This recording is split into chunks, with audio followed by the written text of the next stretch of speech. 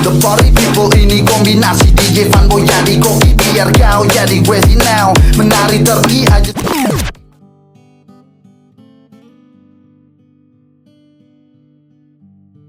My name's Jill Birchall. I founded the Sew&Sew CIC.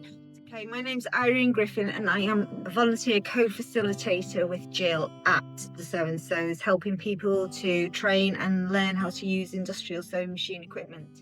I'm David Channon. My name's Siobhan.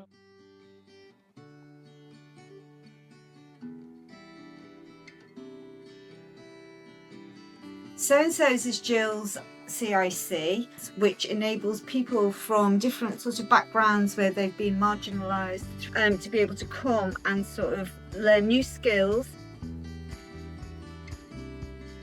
I've never done any sewing before. No. First time sewing.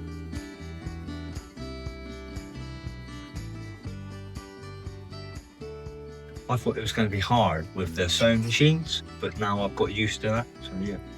I felt nervous, but now I'm confident. I'm teaching, so yeah, it's good fun.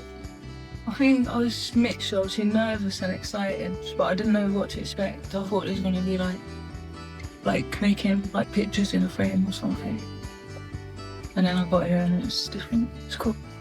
And she was playing drum and bass in my first session as well, just breaking out. It's cool. Shall I move this out of the way? Yeah, you just squeeze him back there and hold him. There, you'll be right. This is some Virgo cutting here. Yeah. So we work with people who've experienced homelessness or vulnerability in housing, people who are on a recovery journey, whether that be at the beginning or somewhere further along, and people who've been in touch with the criminal justice system. I became a mum and my youngest child was born with Down syndrome, and so that gave me an instant barrier to the previous employment that I'd been in.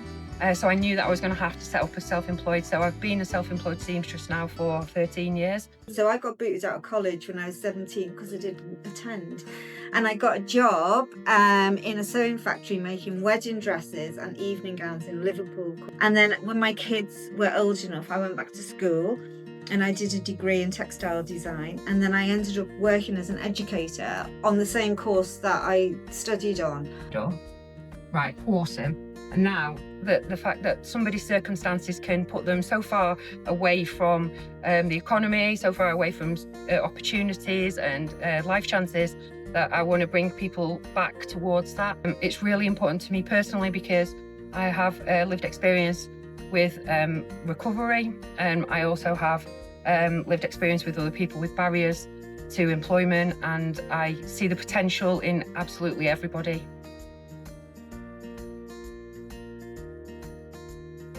Measuring, top stitching, bagging out, yeah, overlaying, yeah, so yeah, it's been really good. Obviously I know like on the machines, like knocking and pulling out the thread and but other than that, I just learned that I can just come away and I'll get this mold and it's a feeling. Yeah, the machines, I thought like sometimes the machines go too fast or too slow. So it's, yeah, just getting your foot right. So yeah.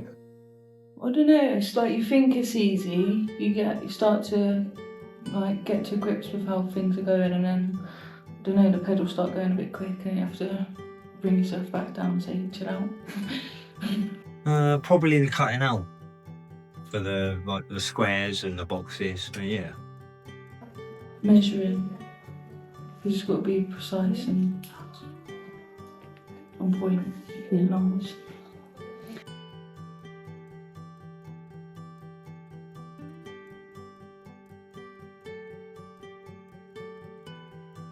From the first set of workshops that we did for the people who'd been isolated through COVID, I'd see that there was something within this that was kind of a little bit secret and magic.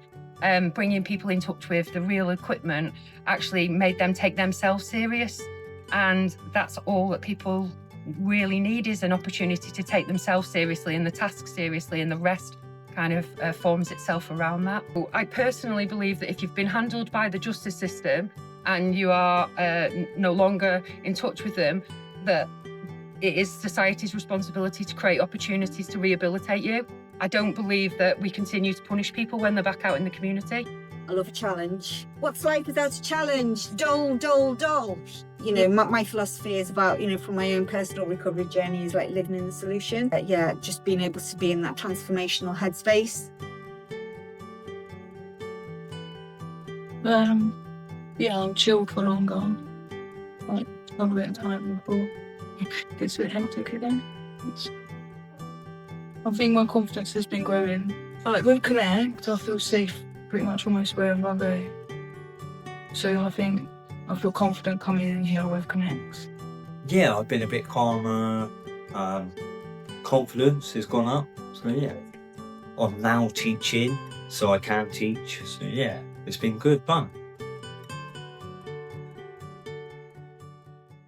So the one rule that we have here, nobody leaves empty-handed. Everybody must take home something that they've made each session. So we knew that cushions is always a good way to start. It gives us an opportunity to induct people on the machines, to show them different feet on the machines for the zipper, and it gives you something built and ready to take away with you at the end of the session. We try and work in dimensions. So in that first session, we'll do a cushion, which will be a 2-dimension, 2 pieces and an enclosed zip. The next session, we're going to try and build up to 3 dimensions. So we will go in then to storage cubes, and that will give people who have not a lot of furniture an opportunity to store their stuff in a pretty storage box from the fabrics that they've chosen. We don't. We teach to everybody. So tomorrow we could have a group of people from a totally different walk of life, totally different background experiences.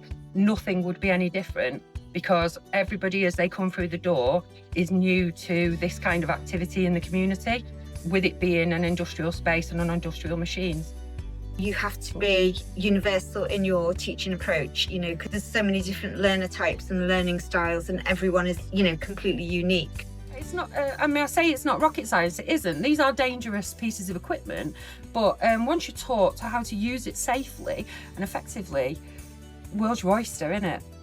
How good they are. Just instantly, just really, really good on the machines. Just like, wow, okay. And like, no, not daunted by any of it. Not like, oh, I can't do that. Just totally like, okay, yeah, just show me and I'll have a go. Not that kind of hesitancy, and yeah, just a kind of feeling at home and feeling like they're part of the family. People have been reassuring themselves, which is really, really good. And we say that when you're going to make a mistake, make it slowly. And that has been kind of inculcated into people throughout the sessions. So people have stopped, thought, readjusted, continued, and that is a transferable skill for anywhere you go in life with anything that you're approaching.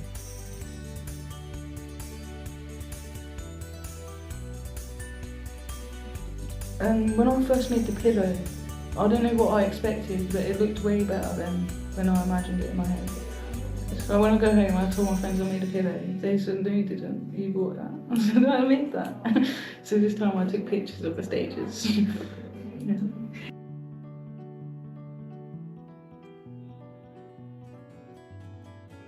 Blossoming, flourishing in the task, flourishing in their communication between each other and with ourselves. Just super confidence, and everything has felt kind of like a progress. That's been amazing and inspiring to see in people. Don't worry about being nervous, just go and try it and see how it feels. And then go from there. If it's for you, it's for you. Do it scared. Just do it scared. It's such a good metaphor. I mean, like textiles, the fabric of life is our like second skin, and it's so close to us. I think as well, it's a really good externalization and sort of manipulating it and getting it to try and do what we want it to do, cutting it and shaping it. It's externalizing the possibles of what we can do with our mind, with our thoughts, with our life in other senses. I think we've forgotten how to play, and I think that through play we get answers to our questions and our problems and the things that are challenging us. So really this is literally an opportunity to play, to create, and to rebuild your idea of yourself through creating items. Creativity. Creative expression, creative potential, the time and the space to explore that internal world. I lived in supported housing for like 4 years, and the money I did have was like less than £200. And then with what I had left, I was still expected to obviously get food and bills, run a car, and I had no help. They told me I'd had 6 months help when I left, and I had no help. And then I come to Konnect, and it's the most help I've ever had in the past 7 years. And it's the most progress I've ever made in the last 2 years. So that's where your funding should be going. I think more creative businesses especially should be opening the doors to individuals who've had complex backgrounds, because it's been my experience through this whole pilot that there is a huge amount of untapped potential for the economy, for the individual themselves. There is a huge potential in people that is not being drawn out of people, and it just doesn't make any sense to not offer opportunities like this. The first sessions that we ran was about bringing people who had no routine back into a routine, even if for a very limited period, that there was the opportunity to catch a bus to a destination and return yourself back to where you came from at the end of it. That is hugely important. Nobody is going to complain that, oh, I learned too much in my life, you know. You know, the creative industries are one of the most lucrative economically. They fund the economy and hold the economy up. It's a massive industry, but just, you know, it's we are creators. Naturally innate, it's in us, you know, whether or not it's creating a solution to a mathematical problem or whether it's creating a beautiful cake at home, you know, we're just natural creators. Just having fun and getting to know people, and yeah, it's been really good, and learning new skills. I've really enjoyed the openness, the open-mindedness, and the receptiveness of the individuals, and the just gung-ho attitude about fabric choices, because everybody seemed to want to put pieces of velvet together, and I was like, bold and courageous. Yeah, I go home from these sessions happy. I sort of like drive home with a smile on my face. Yeah, and like I'm actually making a contribution to a valuable contribution to society. Oh, I'm doing. What are you doing? Stop it. It's good, all really good. So yeah, knowing that it saves me putting myself down, people do know that I have got skills. So yeah, excellent.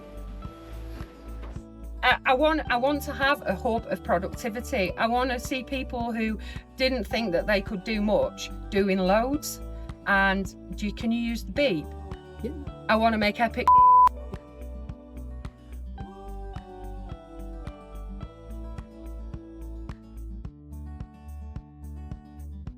Just thank you. Really cool, really lovely, down to earth. Just real people. Just thank you, and yeah, I've enjoyed it. And if it hadn't have been for the funding from Cornwall Community Foundation and the Office of the Police Crime Commissioner in giving us the opportunity to deliver these sessions for yourselves and other organisations, this today wouldn't be like this, and I wouldn't be like this either. So thank you to you all.